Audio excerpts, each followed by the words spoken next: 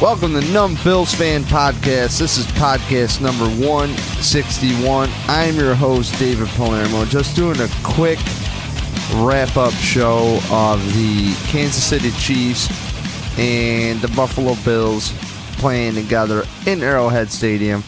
And just want to get it started. If you don't already, please subscribe to the podcast on iTunes, Google Play, Stitcher Radio, Overcast Radio, TuneIn, if you use the TuneIn app. Also, don't forget, most importantly, Grandstand Sports Network. Let's keep the gears grinding. Big things going on over there. If you don't know already, it's a great sports radio station. Throw it on, grandstandsportsnetwork.com. Press play. And if you want to go deep with good coverage, Locked On Bills is the real deal. So follow them along, too, for great Bills coverage. And any other podcasts that have Locked On in the franchise tag, you know it's legit. So proud to be a part of Grandstand Sports Network.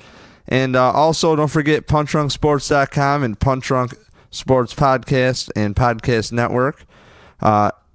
We cover the Bills for that network exclusively. So shout out to Punch Drunk Sports. If you don't already, subscribe to them on iTunes. Great podcast. 3 comedians, Ari Shafir, Sam Tripoli, and also Jason Tebow from the Red Zone channel on DirecTV. And we had him on a few podcasts ago, hoping to get Sam Tripoli on soon, and was told to reach out to Ari Shafir from my friend Mike that he'd probably do it. I don't know. So, that said, the Bills just came off of a victory. It's just me solo today. And thank you to everybody following along. It's been a very weird season for me because I was not stoked at first on really this coaching change thing. But it needed to happen with Rex. But I'll say, the Bills get into a 5-5 record, giving up 135 points in 3 games. It was pretty heartbreaking, because you think it's all over.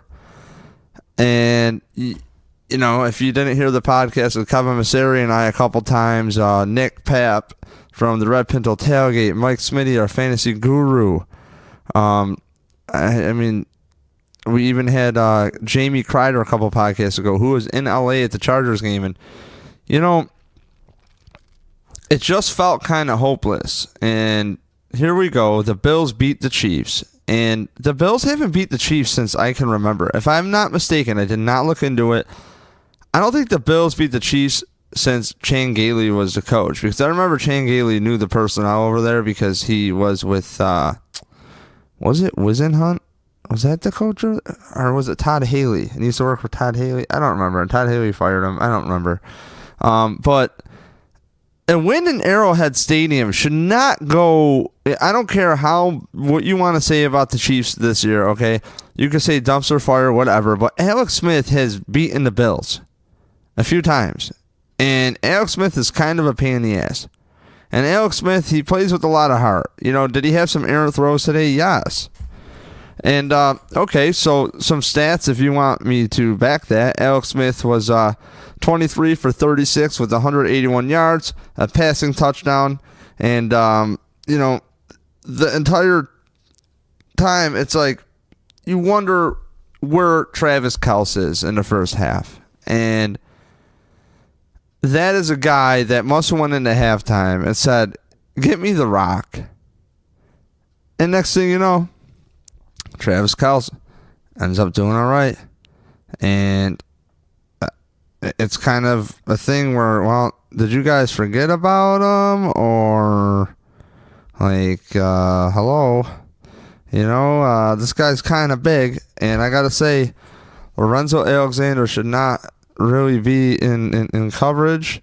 I felt like Shaq, if I want to transition here as I transition to nothing, it's like, you got Travis Kelce there, 3 receptions, 39 yards. If I'm not mistaken, they were all in the second half.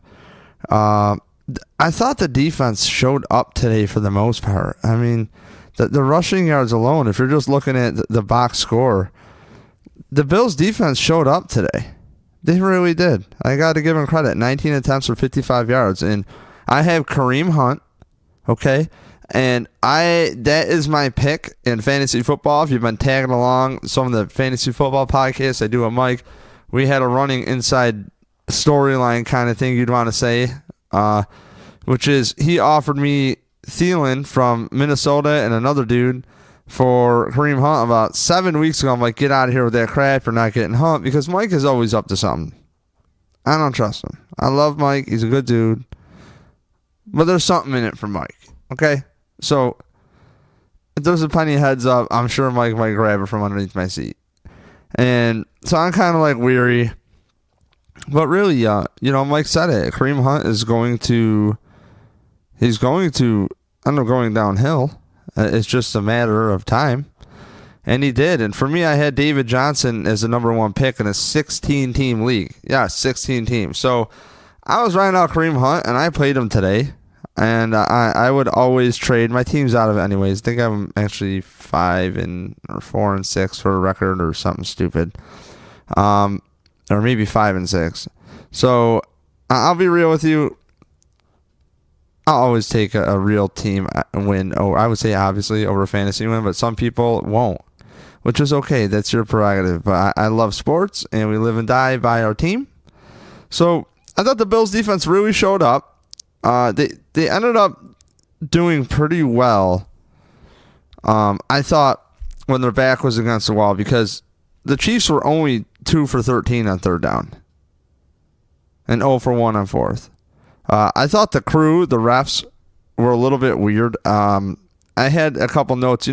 Obviously for the Bills, the E.J. Gaines 15-yard penalty thing, when a ref runs up and goes, hey, what are you talking about? Oh, I'm just calling it anyways. And next thing you know, and some callers called in a WGR. One caller was the best caller. He goes, does something along the lines of, does that not mean it's fixed? Like Vegas calls down, hey, we have to, I don't understand. I really don't understand how the flags are out so quick for a helmet to helmet or something like that. And it's like, guys, you have a Jumbotron. Just poke your head up there or review it real quick. This is ridiculous. And that one play, if it was for Trey White's interception to seal off the game, I mean, you're looking at a play where I'm sitting here screaming about the refs again. And I gotta say, Milano hit Alex Smith in the first half out of bounds, okay? And they spotted him a yard back, Alex Smith. I always thought that if you crossed, that the plane always went through, but that must be the goal line, might be the only one where the plane is extended. I really got to read the rule book. I had a tweet sent out to Mike Pereira, and it sounded like garbage. I was like, I don't know if I was trash. Yeah, and I forgot to even put the call I'm talking about, and I was too lazy to type another one in there. But I'd like to know what the rule is, because I'm not trying to not be a Bills fan here, but I would like the refs to make the proper calls.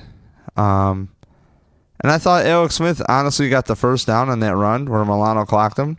And shout out to Alex Smith for playing kind of hard, Say what you want about him. He has his ups and downs. I like that Andy Reid stays with him.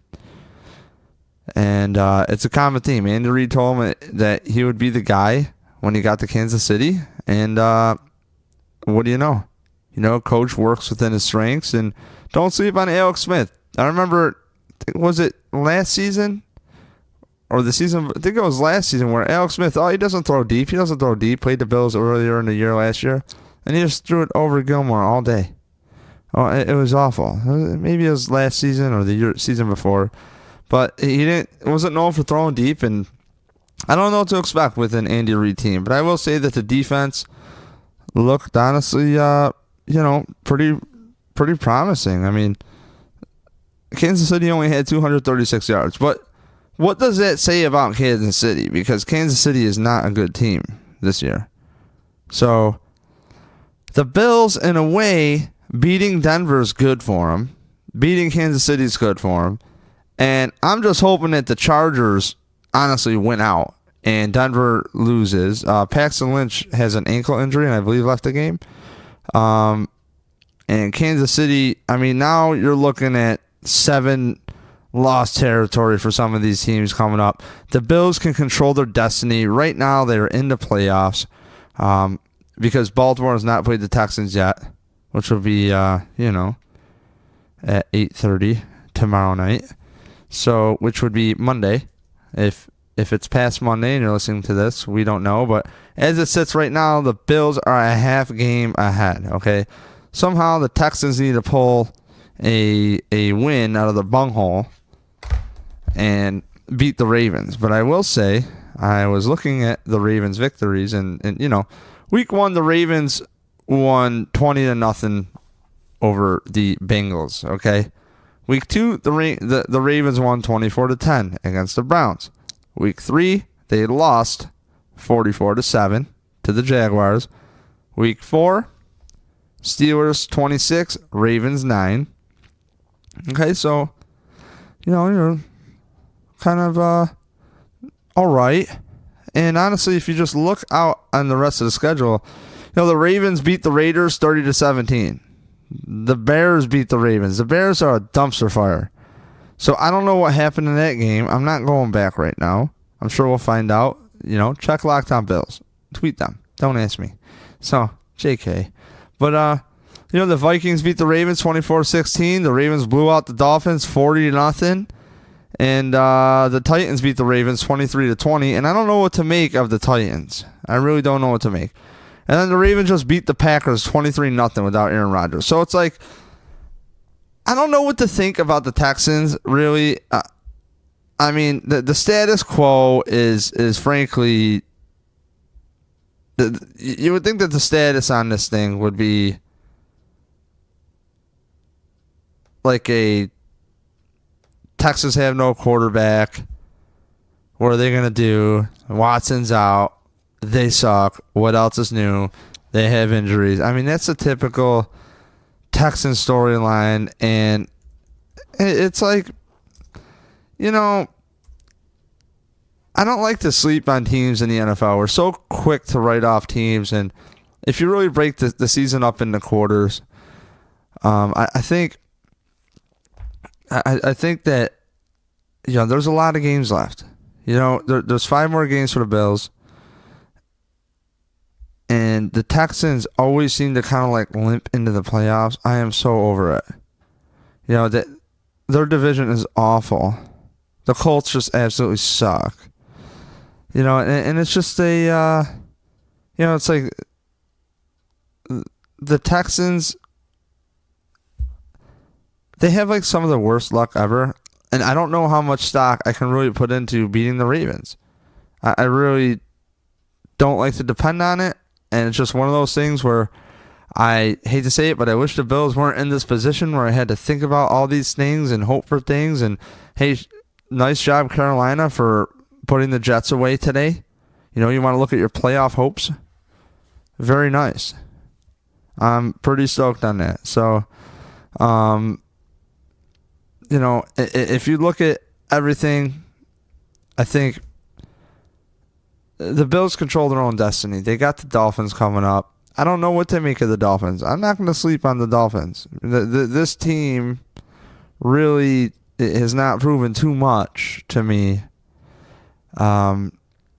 yet. But I will say overall with this win, I'm not trying to be scatterbrained here. I'm just trying to have like a conversation with myself, a little weird, about how the Bills can really build on what they did today. I thought Tyrod Taylor was relatively solid. And, I thought the first half was a lot different than the second half for the Bills offense. One thing that kind of reared its ugly head was I thought the Bills coaches kind of dropped the ball a little bit at the end of, or in the second half. I really thought that calling 3, runish type plays there, couple gadget plays second half that on third down that, the gadget plays are great when they work. And I wanted to say, don't knock it. If we're getting yards, don't knock it, right? But I really do not understand when you need short yardage, why sometimes with a guy like Tyrod Taylor, you don't spread everybody out and have them run out of it or have some short routes. You know, I got to say, credit to Tyrod Taylor. Today he looked better. He looked like he had more urgency. His internal clock, to me, looked very, very good. He tried to stay in the pocket. 1, 2, 3. Boom. It seemed like he went on the move and tried to find a passing lane. And nice touchdown to Zay Jones, by the way. Zay Jones really, really killing it. I got to give him credit, Gave him credit last podcast and a podcast prior to that because, hey, if I'm going to be hard on the guy, I kind of got to, give him some credit. So, Charles Clay, also 4 receptions, 60 yards. Zay Jones, 3 receptions, 33 yards. Jordan Matthews had a couple nice grabs for 15 yards. LaShawn McCoy again, hitting the stat sheet with some receptions. 4 receptions, 30 yards. Raw Dog O'Leary, 2 receptions, 18 yards. Deontay Thompson, just 1. And Tavares Cadet. Really want to talk about Tavares Cadet for a second. Where the hell has this guy been? Why is Tavares Cadet a free agent caught by, I understand that when Forte was active, the Jets cut Tavares Cadet. Shout out to him, 28 years old, 6 years in the league, 6'1", 210. And, hey, I like this guy. Well, this is, man, we like Jonathan Williams. We like what he brought to the table. We liked what Mike Gillislee brought to the table. But, I got to say, this kid lays the boom. You know what I mean? He really lays guys out. It almost reminds me of like a little bit Adrian Peterson-esque, like I'm not going down. And he tends to find his vision is very solid. He seems very north-south, like a Fred Jackson, but can catch some more balls. And if you were to tell me he was a wide receiver first, I would not believe it. And one of my favorite things about watching a guy like Percy Harvin at the receiver spot was once he had the ball in his hands, he ran like a running back. And Tavares Cadet is definitely, I think, going to be an X factor, and there doesn't seem to be a drop-off when he's in. Now, again, I said it before. I'm not going to pile on Tolbert because Tolbert was asked to be in a position that she shouldn't have been in. That's coaching. That's not his fault. He's a solid dude, solid player. Honestly, he really is. So, I will say I had a bunch of notes today, and especially in the first half. And so I wanted to go over the Bills. The Bills' offense really held on to the ball a lot longer. And it's like one thing I look for in a team I was talking about last week or last podcast is what can we move forward with to build off of here? And, the Bills' offense ran 68 plays compared to Kansas City's 57. They didn't light up the stats as far as total yards, just 268.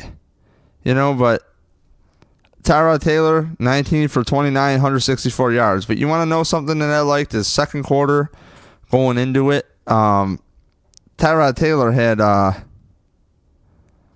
he had a nice 3rd and 15 throw to Zay Jones in double coverage, okay? That wasn't caught, but to see Tyrod Taylor try to make that throw tells me he's working on it. And what was cool is in the second quarter, Tyrod Taylor already threw about 13 times, and I thought for Tyrod that was kind of nice. It was early second quarter. And, I was looking for something for the Bills to be balanced, right? And I don't think the Bills played out of their mind. I felt like the Bills played like a team today. The special teams, I really couldn't complain about the special teams. Really couldn't. Good punts. One bad punt. But, just solid coverage. I believe the Chiefs started on like the 14 or on the 9 and then on the 14. The Bills had a bunch of 3-and-outs today. It was the Bills defense, I should say. It was like a total team effort. It wasn't really like one guy stood out. LaShawn McCoy had, a few nice plays. Really nice catch from Tyrod Taylor and or McCoy. It's like earlier in the game. I'm trying to find my note about it. Bills drive one. Tyrod to McCoy dump slant over the middle. So it was nice to see the first drive. I believe it was third down, was it? And it seemed like Tyrod Taylor knew something I've been looking for is Tyrod Taylor knew that LaShawn McCoy was going to leak out and end up to his left side, and Tyrod did not even stare him down, did not look for it, and next thing you know, he hits McCoy in space. That's something Kevin and I talked about, is using these guys to their best, to their strengths, and I thought getting McCoy in space, they tried a couple more cute things. Charles Clay showed up at some opportune times, and he's such a solid guy because, man, I got to say, Tyrod kind of threw it in a spot one time where Clay got clobbered, and dude's a tough guy. Got to give it to him. I thought that Tyrod Taylor had some, I'm not trying to, show too much Tyrod love, but I thought especially in the first half, he came out with things that I wanted to see. In the second half, I felt the offense faltered more in the coaches. Honestly, it's just very conservative play calling. I don't understand. Some guys, they just can't block. The techniques are off. Nick O'Leary had something, I thought, at least it looked on the TV earlier in the game, which was just blowing up. I think Houston went right by him, if I'm not mistaken. I'm kind of concerned about the offensive line again, but Tyrod Taylor bought some time strategically, and I will say I do like that, especially in the first half, you had two plays. LaShawn McCoy to the left side. It's like follow 64. First down, 10, 11-yard run, right? Next play, LaShawn McCoy gets another 7 yards off the left side of the line. And don't get me wrong, they were stuffed on the left side. Probably not as much as the right side, but the right side of the line, I still don't understand what's going on there with the run game. It could be better. But again, it's like the Bills' offense today was able to sustain some drives and not just have constant 3-and-outs. So that's what I'm saying. It's like it was very, very, very balanced. I thought when you look at everything as far as time of possession, the Bills had the ball for 33 minutes. That's not bad. It really isn't bad. 17 first downs, 9 passing first downs, 6 rushing first downs, and 2 penalty first downs. So I think the Bills have something to build off of. New England is coming up next. Kind of ironic with the Trey White interception being that we have the Chiefs pick, and that was the guy we traded back for with the Chiefs pick was Trey White, and he almost gets a pick 6. But look, what do the Bills got to work on here? I'm about to wrap this up. These are just some thoughts going through my notes.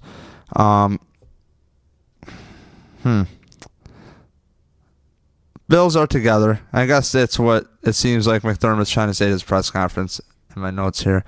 The locker room, they hang together. McDermott says pretty much heart, character, and integrity, appreciates their leadership as far as the players. And I thought it was interesting seeing today Eddie Yarborough starting over Shaq Lawson. Shaq Lawson has a problem getting to the edge.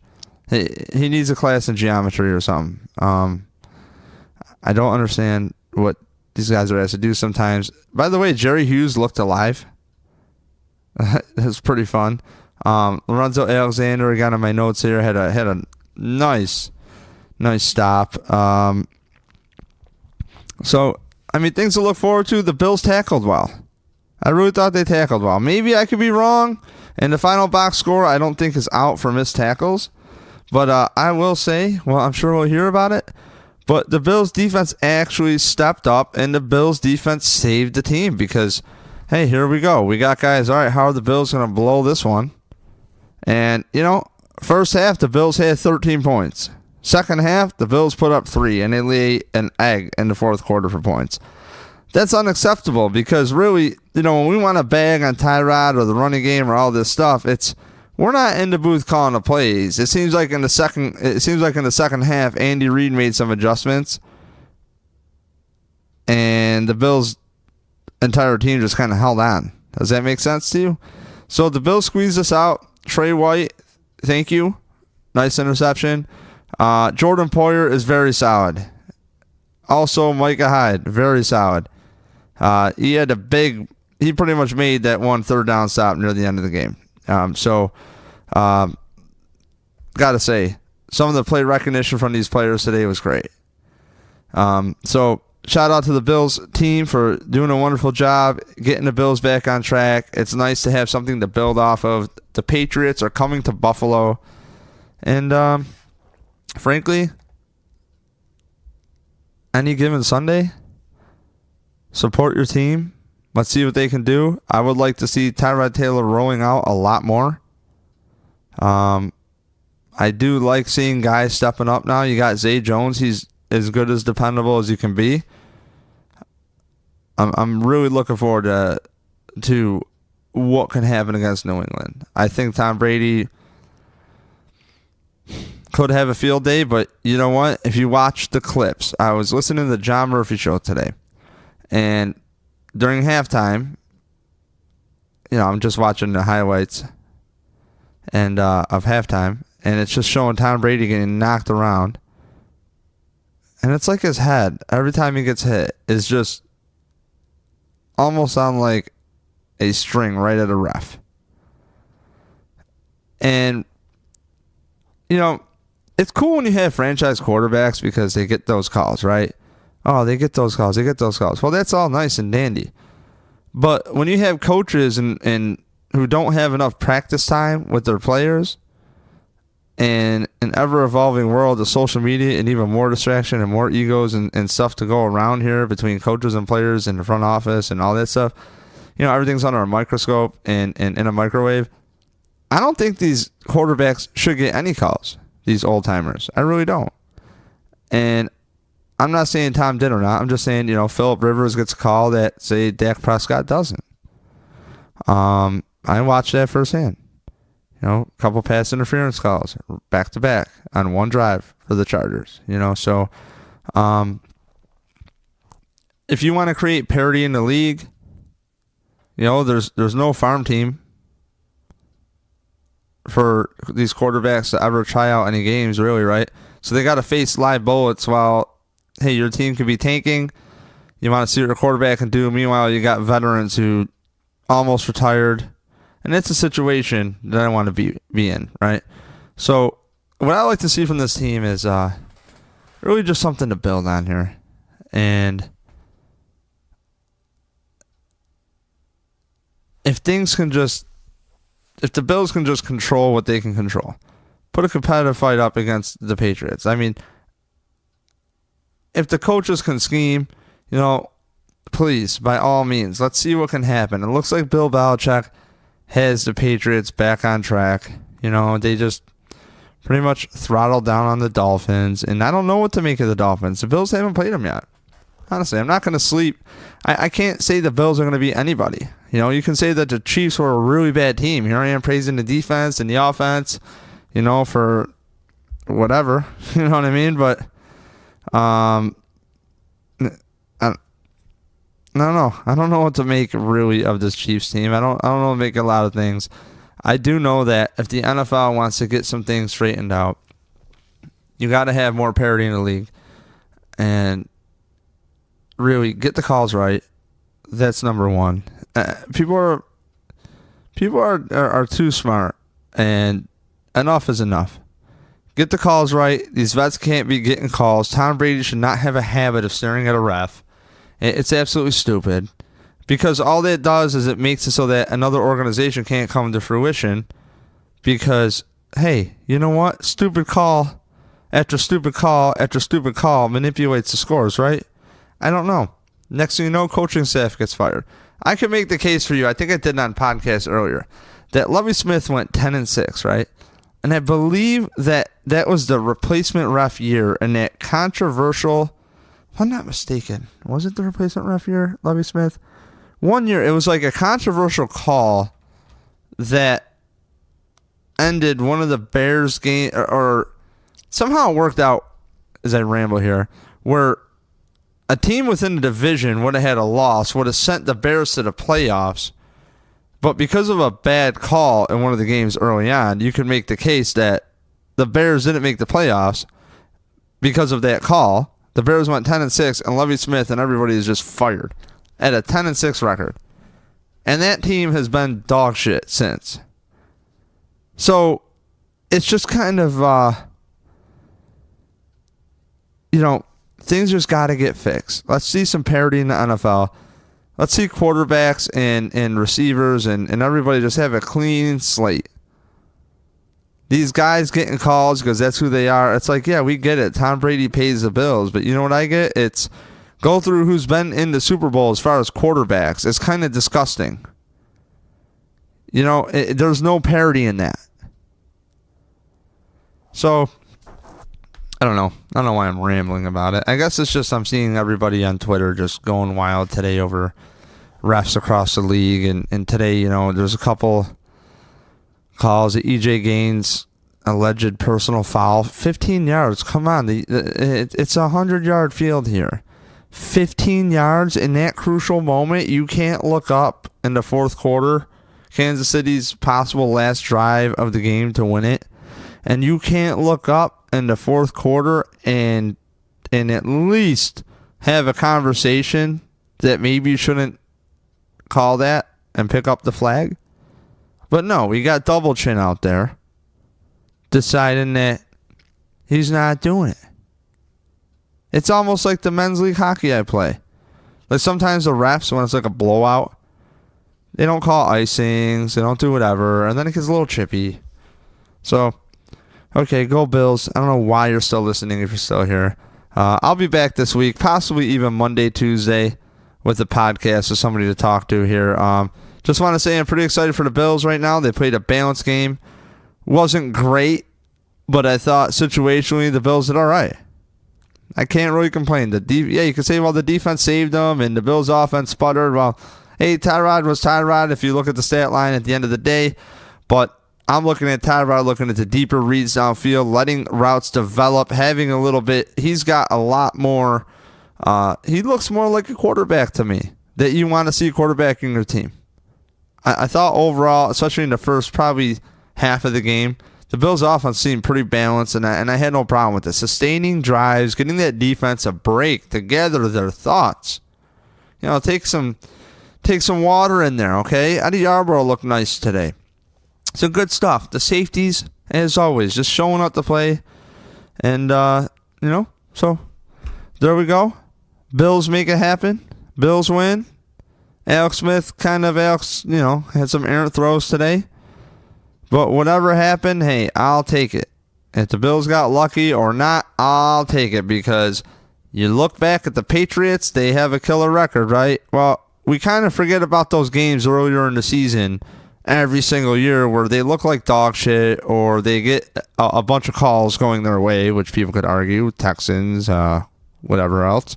I've already gone down that rabbit hole for 5 minutes. So keep your head up. Could it be a loss? Sure. Against the Patriots, sure. But you still got to play the game. I can't wait to be at the Ralph. New Arrowhead Field. Rich Stadium. The Cap. Whatever you want to call it. So, take care, Bills fans. Subscribe on iTunes. numbillsfan.com. Whatever else. Get there. Keep it real. Hit me up on Twitter, Instagram, Facebook, Reddit. Trying to make some posts over there, too. So, Punch Drunk Sports. Follow along. punchdrunksports.com. Best sports podcast ever, unfiltered. So don't be a little sensy about it. You don't like comedy, I guess don't listen to it. Okay, so Grandstand Sports Network, thank you. And don't forget, Locked On Bills. Follow their podcasts along. Nate Geary, Eric Turner, Aaron Quinn. Come on, good stuff. And our favorite, Kevin Masseri. All right. I'm your host, David Palermo. It's been Numb Bills Fan Podcast number 161. And look forward to hearing from you in a couple days. See ya.